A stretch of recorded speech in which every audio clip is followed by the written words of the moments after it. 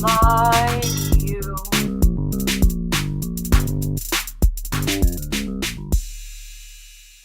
Only smoke weed when I need to, and I need to get some rest. So yeah, Insomnia, please release me.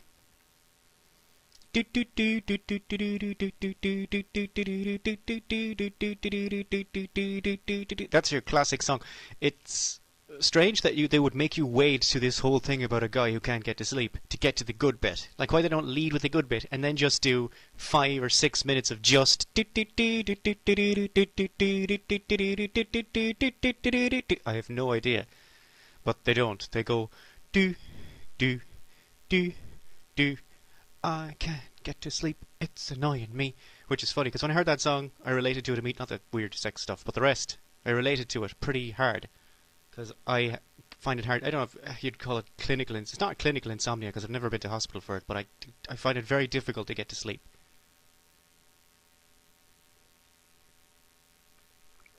Sorry, drinking tea.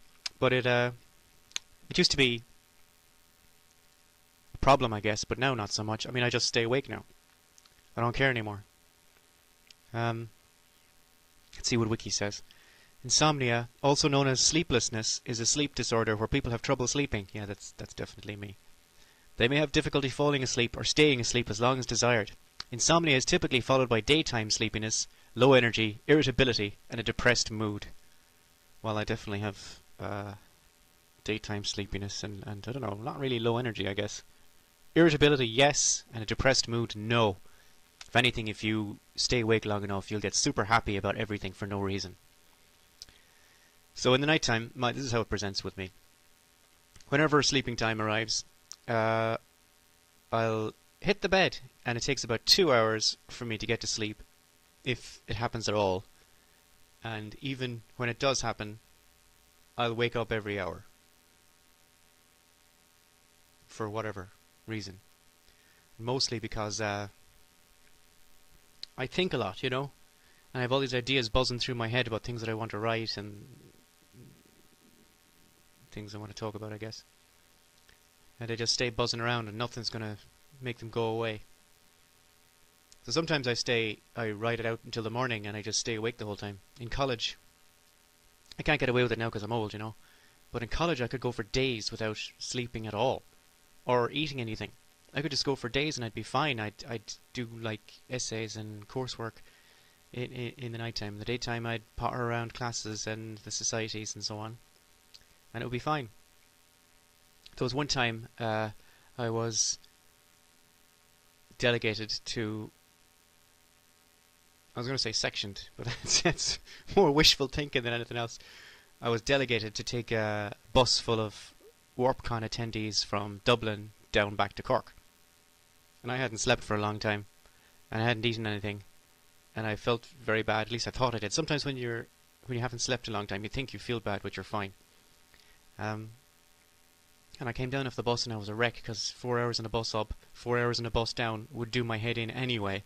This is back when driving from Cork to Dublin on a bus would take 4 hours, by the way. There was no motorway. And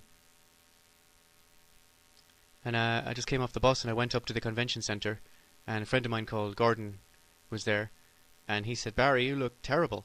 And I said, "Yeah, well, I haven't slept in a while and haven't eaten anything." And he said, "You should really go up to my house," because he lived up on the street up the hill.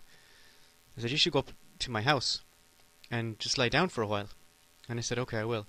So I walked up to his house and I knocked on the door and he answered. And I said, "How did you get up here before me?" And he said, "I haven't seen you at all today. This is the first time." So that's how you know that you need to sleep, is if you start seeing things that mesh in with your world. Because you can see things that if they don't mesh in with your world, you're fine. If the hallucinations are... Like, I used to see dragons flying around in the sky, and I need to eat something, right? Because dragons, no. But if you see things that actually start to coalesce into your whatever your version of reality is, that's not good. Because now, after that day, I started thinking, well, how do I know anything around me isn't something I'm imagining, but just fitting into what I would expect to see there? I don't get external validation for every single thing in my environment. Do you see this too? Do you see this too? Do you also see this piece of paper? Do you see this coffee can? I mean, that would mark me as a lunatic, even though it would ironically be a plea for sanity. Sanity, in this case, being consensus version of reality. Yeah. So I have trouble getting to sleep. Um, you can. I've Insomnia is amazing. It really is. I mean, well, it used to be, but now it's amazing. It can create entire new worlds inside otherwise familiar spaces. Now imagine that you're interested in every irrelevant thing that you become aware of that goes through your head. Now that's what happens when you can't get to sleep.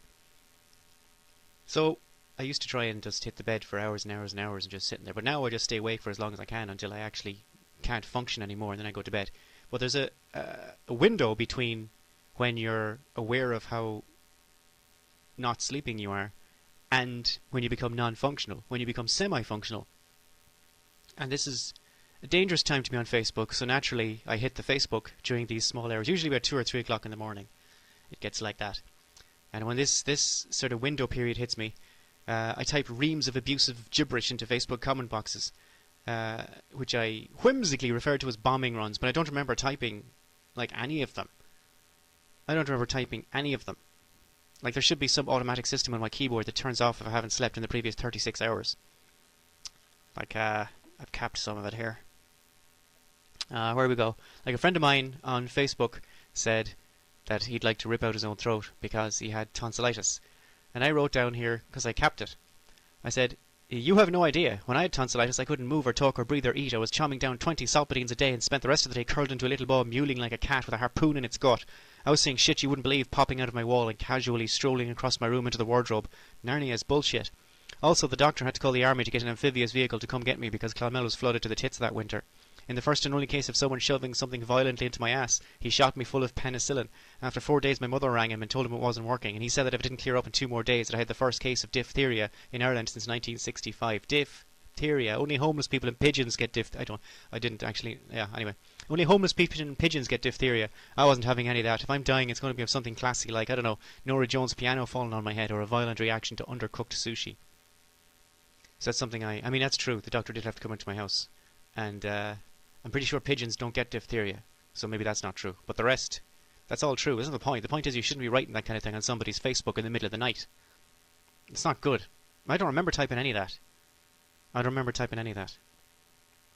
It's just weird. And someone else on Facebook typed something about her kids. And I said I'm like that with Asian chicks. It all makes sense at the time, but you end up with a bunch of tiny, whiny people following you around with chopsticks, expecting you to know things or get things off the high shelf. I don't know anything. Jesus Christ, don't they have Google where you're from? Now that, of course, is extraordinarily racist, but remember, I was delusional, and I don't remember typing it. Oh, hang on. Yeah, underneath it, still on the Facebook cap.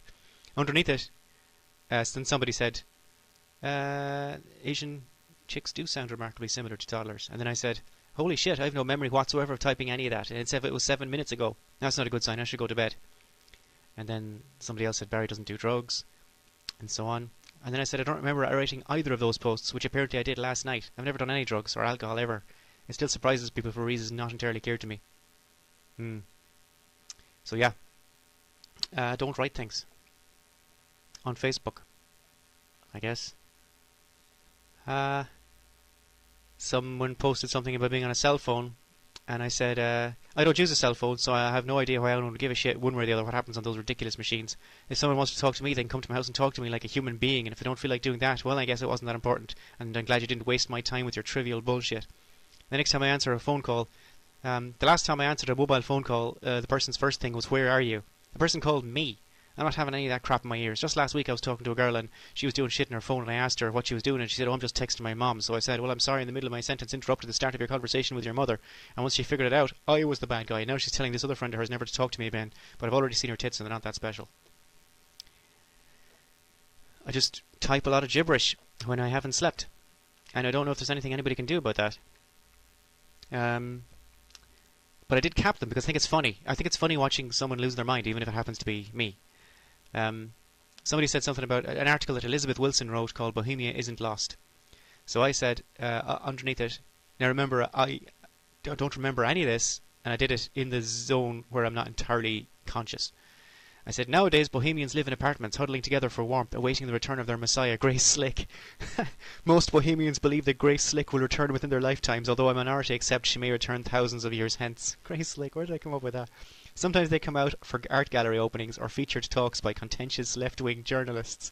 They'll be the ones in the long skirts, even the men, outside smoking hand-rolled cigarettes and staring wistfully at an abandoned Volkswagen camper van rusting to nothingness in the middle of a field of indifferent cattle. Where do I come up with this shit? I mean, it's almost poetic, it's so terrible. Grace Slick.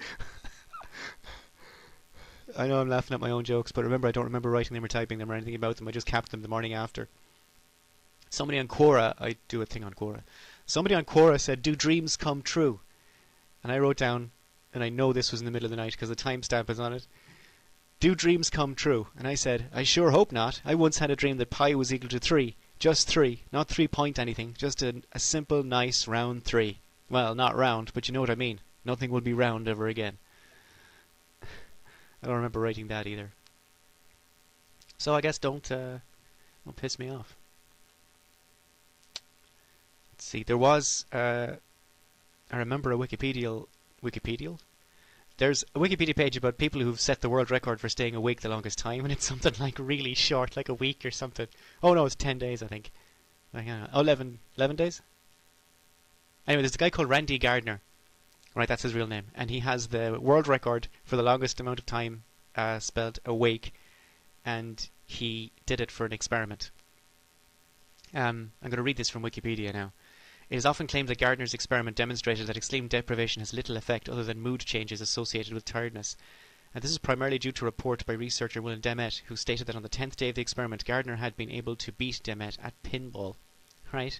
So this is the guy who wrote that the guy was okay with 10 days of no sleep, that he was able to function normally and even beat a guy at a sport. However, Lieutenant Commander John Ross, who monitored his health, reported serious cognitive and behavioural changes.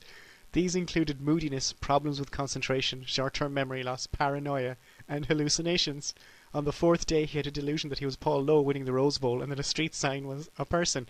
On the 11th day, when he was asked to subtract 7 repeatedly, starting with 100, he stopped at 65.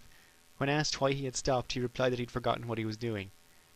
That's pretty accurate. You do forget what you're doing or where you're going and what's going on, and it's all... What's really weird is that this is the same experience, and one guy's like, yeah, he was fine, and the guy who actually had to log his health and behaviour, they just said he lost his mind completely. So I guess there's a difference of opinion there, if nothing else. In California, it got pretty bad because it was really, really hot, as well as, I mean, I'd find it difficult to get to sleep at the best of times. When it's really, really hot, you can't. You're just flopping around in your own body. It's very difficult to get anything done, including sleeping. Like one time I got off the phone after a long conversation with someone, and then I realised the phone wasn't plugged into the wall. And then I realised that I didn't have a landline. And then I realised that the person I was talking to has been dead for years. That was 3 days without any sleep. When the real heat descended, which is at the end of August and the start of September, right about now. In California, when the real heat descended, around now, I couldn't eat or sleep much in constant 105 degree heat in the Californian desert. 105. 105 degrees Fahrenheit is 40 degrees Celsius, or 10 degrees above what would normally create a national emergency in Ireland. At 105 degrees, the outside air is hotter than your blood, which rests in your arms and legs, I suppose, at a relatively cool 98.6.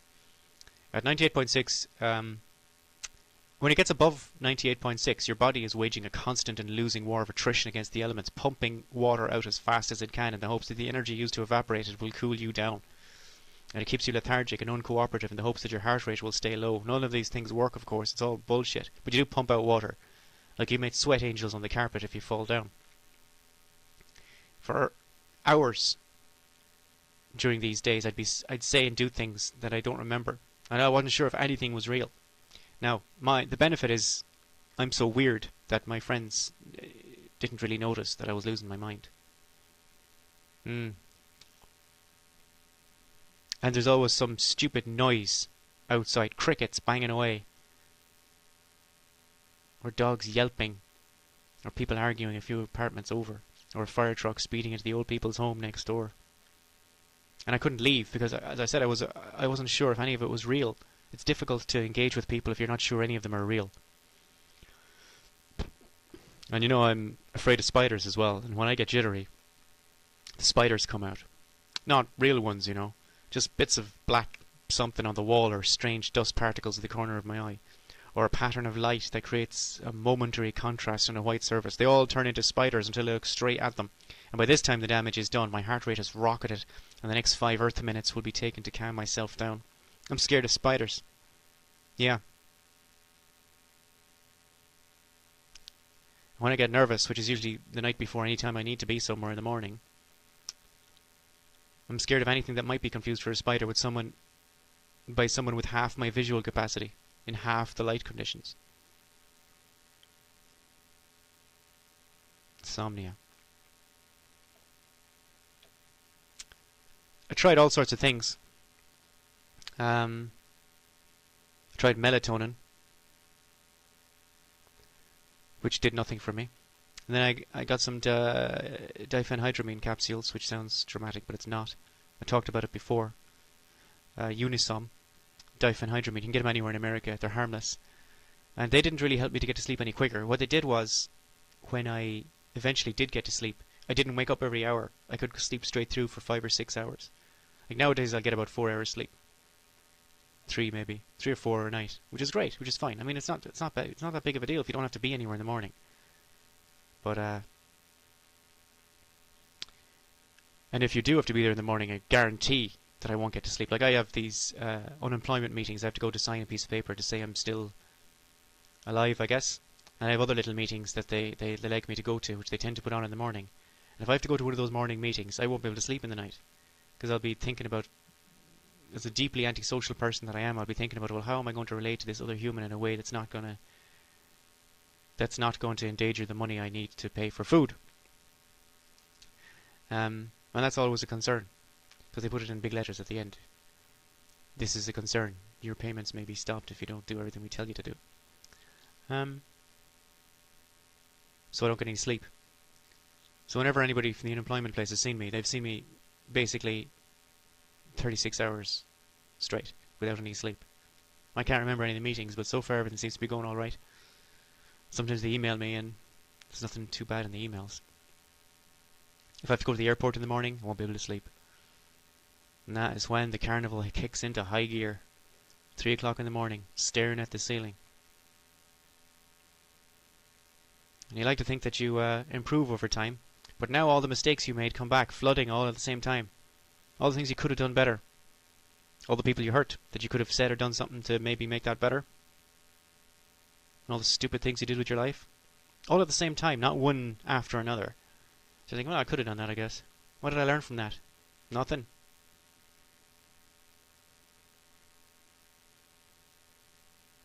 Insomnia is a terrible teaching tool. I mean, I've known some teaching tools in my time, but insomnia is one of them.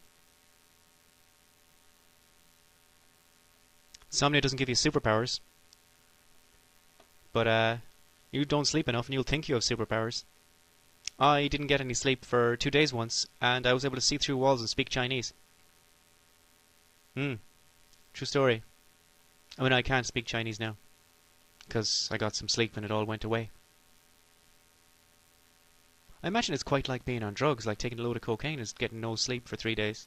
You do get a certain, like, the first day you go without sleep, you're kind of sleepy. But the second day, about midway through the second day of getting no sleep, you kind of hit a certain point and you're grand, you're fine, you're cruising. And then by the third day, that's when the delusions kick in. And that's when you start to not... You know when you drive, let's say you're driving, you're on a long drive from your town to another town 5 towns over. And then halfway through the drive, you can't remember driving through 2 towns. Somehow you managed to successfully navigate 2 entire towns. And you have no memory of it because you were completely on autopilot. Right? So insomnia after 3 days is like that. You kind of navigate everything, but you have no memory of doing anything. And people talk to you about things that you must have done, but you can't remember any of it. And people who, by the way, may or may not be real, and you're aware of this fact. At this point, you know that the person you're talking to mightn't be there. Yeah, it's a bit mad. but it's okay. Just get some sleep. I could take sleeping pills, but I don't want to do that because I don't have any. I mean, I don't really have any responsibilities, I suppose. Like if something depended on me being awake, or if something depended on me getting enough sleep, I might take some sleeping pills, but it doesn't. I just wait. So I stay up all night writing, and eventually I'll get to bed, like ideally around 4 or 5 o'clock, and then I'll just wake up every hour, and I'll get out of bed maybe noon, having got about 4 hours sleep, or earlier. Sometimes I get up right early because there's no point. Like, so I get up like 8 o'clock or 9 o'clock. I give up and just start writing again. But it's alright. So if you see me type something if you see me on Facebook or Tumblr or whatever, and you see something that's exceptionally crazy and doesn't seem to make any sense at all, it's probably because I haven't slept. But sometimes it's comedy gold, because sometimes ridiculous, absurd things are comedy gold. So I don't want to delete them or anything. I'll just say, well, look, I was kind of half in limbo land when I typed that, but it is kind of funny, so I'm going to leave it there. So I guess maybe sleep isn't as important as everyone seems to think it is. Maybe it's okay to stay awake for a long time.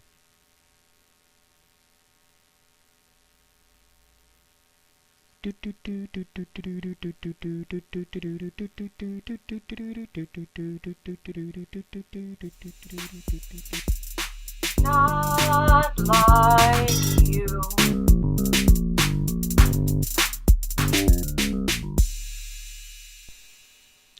So that's it. It's my experience of insomnia. As ever, if you liked it, tell your friends. If you didn't like it, tell everyone you know. And I will see you all the next time. I won't see anyone. I won't even hear anyone. I'll just be talking again the next time. And I am out. Not like